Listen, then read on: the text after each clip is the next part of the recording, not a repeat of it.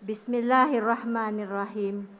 Alhamdulillahirabbil alamin wa bihi nasta'in. Allahumma salli ala sayidina Muhammad wa ala ali sayidina Muhammad. Rabbi israh li sadri wa yassir li amri wahlul 'uqdatam min lisani yafqahu qawli. Tampan bertanjak menghulur salam, tanjak dipakai hadiah ratu. Izinkan saya mengucap salam. Assalamualaikum warahmatullahi ta'ala wabarakatuh. Terima kasih yang berbahagia Datuk Hajah Sharifah Aminah Syed Muhammad, Pengurusi Tetap Wanita UMNO Malaysia. Yang berbahagia Datuk Dr. Azizah Johor, Timbalan Pengurusi Tetap Wanita UMNO Malaysia. Yang berhormat Datuk Seri Nuraini Ahmad, Ketua Wanita UMNO Malaysia. Yang berbahagia Datuk Nurliza Abdul Rahim, Naib Ketua Wanita UMNO Malaysia. Yang berhormat Datuk Rosni Sohar, Setiausaha Wanita UMNO Malaysia. Barisan Pegawai-Pegawai, Exco Pergerakan Wanita UMNO Malaysia. Wakil-wakil ahli Majlis Kerja Tertinggi Keperhimpunan Agung Wanita UMNO Malaysia. Yang berhormat Datuk Seri Diraja Dr. Zamri bin Abdul Qadir. Yang berhormat Datuk Seri Rizal Merikan bin Naina Merikan. Yang berbahagia Datuk Muhammad Razlan bin Muhammad Rafi. Para perwakilan yang dikasihi sekalian, tuan-tuan, puan-puan, wakil-wakil media serta semua yang saya hormati sekalian. Sebelum saya memulakan kata-kata, mewakili seluruh wanita UMNO wilayah persekutuan, kami ingin mengucapkan setinggi-tinggi penghargaan kepada kepimpinan parti kerana membantu kemenangan Barisan Nasional dalam pilihan raya negeri Melaka dan Johor. Serta setinggi-tinggi tahniah juga kepada seluruh warga UMNO dan pengundi negeri Melaka dan Johor kerana telah melakar sejarah dalam kemenangan pilihan raya negeri yang lalu. Sesungguhnya kemenangan demi kemenangan yang diraih ini telah menyuburkan kembali keyakinan rakyat kepada Parti Keramat ini. Alhamdulillah, kepada Allah jua kita kembalikan rasa syukur ini. Terlebih dahulu, saya ingin merakamkan jutaan terima kasih kepada Ketua Wanita Wilayah Persekutuan Yang Berhormat Senator Datuk Seri Hajah Zuraina Musa serta staf kepimpinan Wanita UMNO Wilayah Persekutuan kerana telah memberi peluang kepada saya untuk berada di atas pentas besar ini, dan saya merasa amat kerdil sekali kerana rakan-rakan jurucakap usul wanita semuanya hebat-hebat belaka. Sebagai satu-satunya bahagian yang berada di luar Kuala Lumpur, bahkan di luar semenanjung Malaysia, kami berada nun jauh di Borneo dengan dialek yang jauh berbeza, namun tetap diberi peluang sama rata untuk mewakili 3 wilayah sebagai jurucakap usul. Beliau, ketua saya, walau bagaimanapun berkirim salam kepada Datuk Seri Ketua Wanita dan semua yang berada di Dewan ini kerana tidak dapat bersama-sama kita kerana menjalani kuarantin kendiri. Terima kasih sekali lagi bosku. Nama saya Hajah Niswati Tarji, Ketua Wanita UMNO bahagian Labuan, mewakili Wanita UMNO Wilayah Persekutuan, ingin membahas usul politik tentang pentingnya kestabilan politik demi masa depan negara dan kesejahteraan rakyat. Para perwakilan yang saya hormati sekalian, menyedari pentingnya kestabilan politik negara bagi menjayakan agenda pembangunan ekonomi demi kepentingan rakyat dan masa depan negara, maka kesepakatan dan kematangan politik adalah antara harapan rakyat keseluruhannya. Maaf, saya tersangkut-sangkut sebabnya macam Ketua Wanita Kelantan tadi dia kata kalau dia bercakap bahasa Malaysia, dia letih macam saya juga. Saya pun kalau mengikut bahasa Labuan, dia jauh lebih berbeza dengan bahasa Malaysia kita. Jadinya dia ada tersangkut-sangkut sikit. Kalau saya cakap Labuan pula, nanti orang semua tak faham.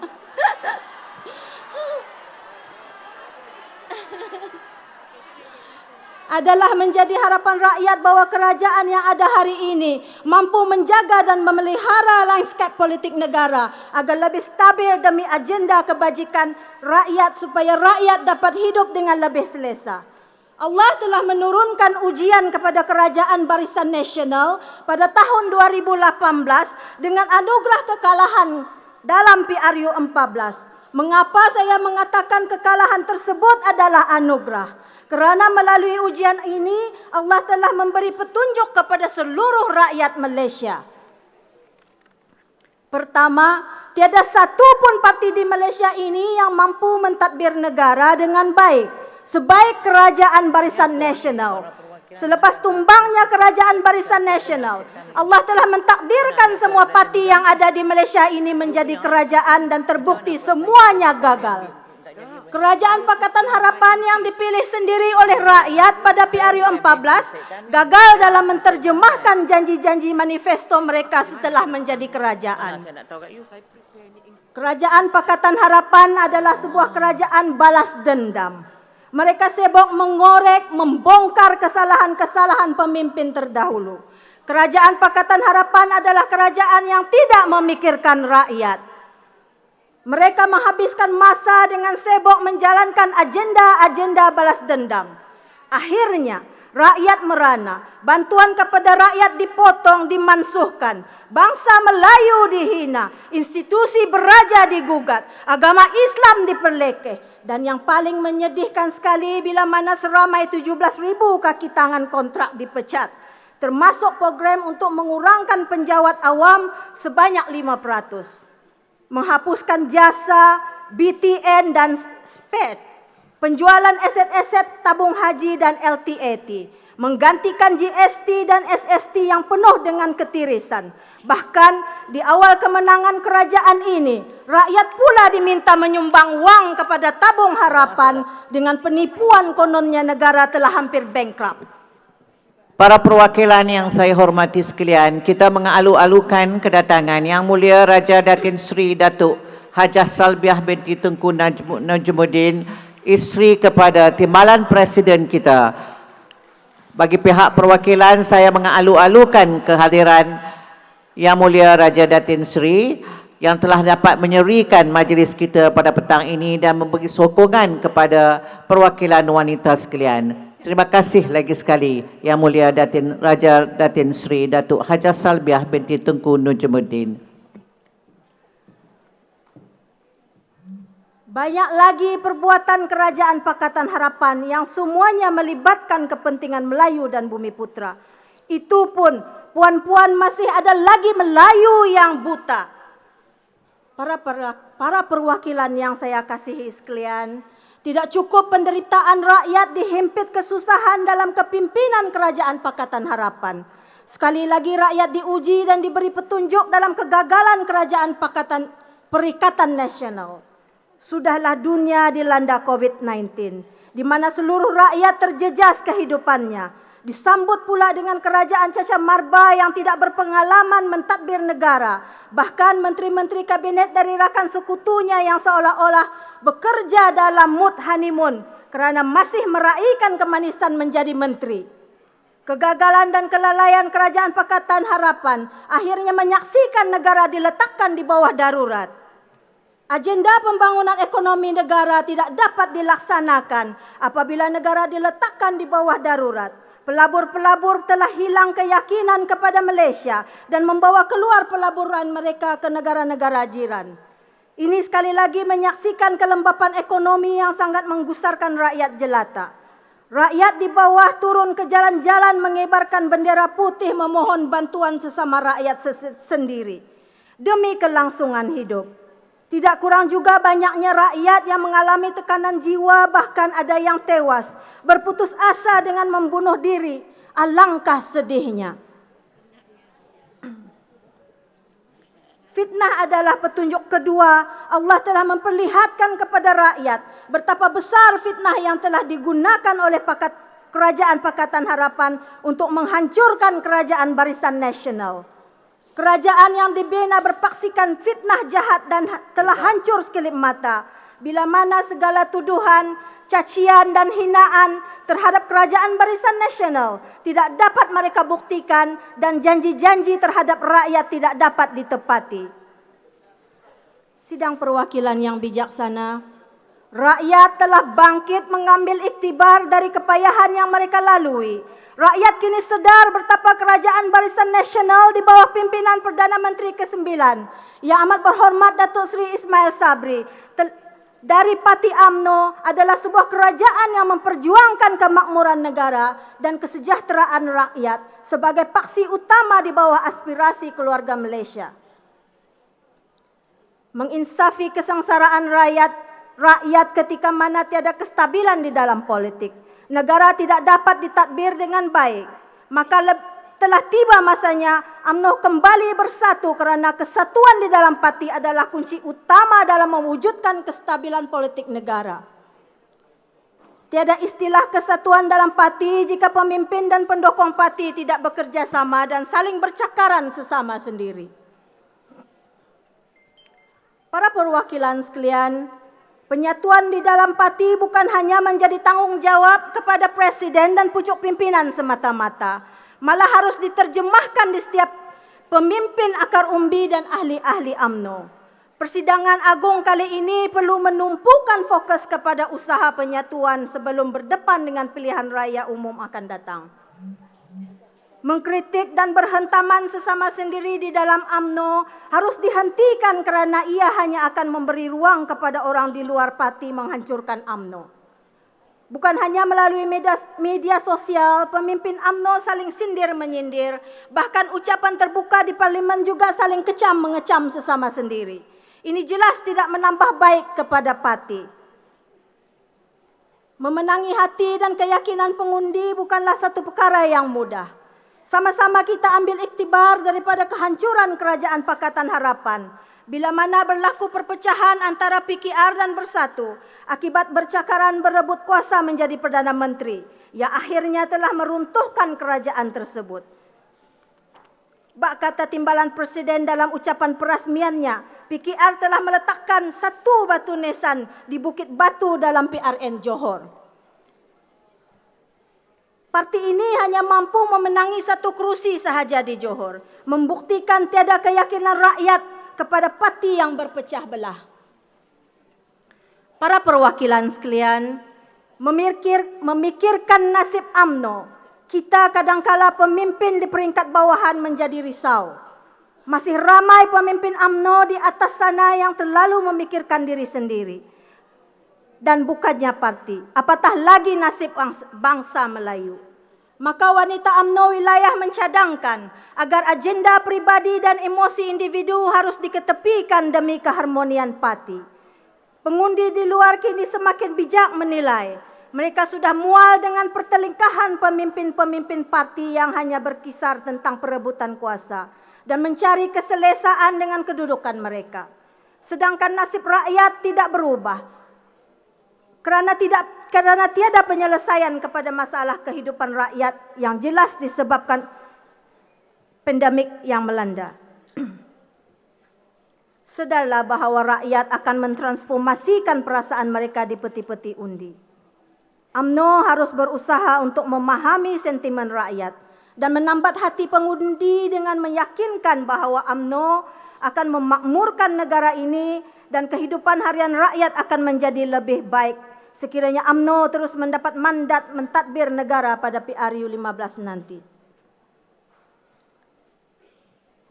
Para perwakilan sekalian, komunikasi berkesan dari pucuk pimpinan ke akar umbi harus diperkasakan agar UMNO mempunyai satu suara yang sama, agar mudah memberi penerangan kepada rakyat mengenai hala tuju parti sebagai sebuah parti kerajaan. Sudah sampai masanya untuk parti memberi tumpuan kepada usaha menyelaraskan komunikasi dari pucuk pimpinan ke akar umbi agar mereka tidak keliru dengan penyampaian dasar dan aspirasi parti kepada rakyat. Komunikasi berkesan dengan kaedah semasa menggunakan pelbagai media bukan sahaja secara bersemuka, tetapi juga melalui media sosial dan kaedah-kaedah terkini mampu meningkatkan keyakinan pengundi kepada parti. Hari ini segala-galanya internet. Kita mendengar pelbagai inisiatif dibuat oleh Kementerian Komunikasi dan Multimedia Malaysia. termasuk 5G dan jendela. Jadi kita nak mintalah kepada Menteri KKMM Tan Sri Anwar Musa untuk pastikan capaian internet di pelosok kampung mestilah lebih meluas supaya komunikasi berkesan hala tuju parti sebagai kerajaan juga dapat disampaikan kepada rakyat. Kita tidak mahu kerana internet perlahan dan tiada liputan akan menjadi sebab ada yang keciciran mendapat transformasi dan keciciran dalam pelajaran. Tambahan pula pada zaman COVID ini semuanya diperlukan urusan secara online. Jika internet laju, pendapatan rakyat juga akan dapat ditingkatkan melalui perniagaan online. Apapun, saya nak ucapkan terima kasih juga kepada Tan Sri Anwar Musa sebagai Menteri KKMM kerana telah banyak inisiatif yang dilaksanakan. Yang mana baik kita hargai, tapi yang mana kurang kita minta Tan Sri perbaiki. UMNO dan segala segmen di dalamnya mesti kembali bertaut. Pilihan raya akan datang, kita mesti hanya ada satu pasukan, yaitu pasukan UMNO, bukannya pasukan-pasukan yang mewakili segala kluster. Di dalam setiap diri kita, hanya ada satu cita-cita untuk UMNO itu kembali mengemudi tanah air. Ini demi ikrar kita memperjuangkan agama, bangsa dan negara. Kita ketepikan cita-cita pribadi dan emosi individu. UMNO harus move on as one team dengan izin. Dalam apa jua tindakan yang dilaksanakan demi kemenangan parti di PRU akan datang. Sidang perwakilan yang bijaksana melalui kajian lapangan di pilihan raya negeri Johor yang baru saja selesai, signal yang diberikan oleh golongan pengundi muda harus diberikan respon dalam tindakan parti untuk merealisasikan harapan pengundi muda dalam mendepani PRU 15. Golongan pengundi muda inginkan suara mereka didengari oleh parti-parti yang berhasrat menjadi kerajaan pada PRU nanti. Suara dan aspirasi generasi muda harus diberikan keutamaan dalam strategi parti untuk menambat hati pengundi muda. Antara intipati utama harapan pengundi muda adalah kewujudan lebih banyak peluang pekerjaan dengan upah dan gaji yang setimpal dengan kos sara hidup masa kini. Golongan pengundi muda juga memberikan isyarat bahawa mereka inginkan karakter pemimpin atau calon yang bersih dan berkredibiliti. Bahkan mereka berpendapat bahawa tidak perlu calon yang terlalu muda, tetapi mudah didekati dan mampu merealisasikan harapan pengundi muda. UMNO harus mengiktiraf penglibatan undi golongan muda sebagai sebahagian rakan pembangun negara.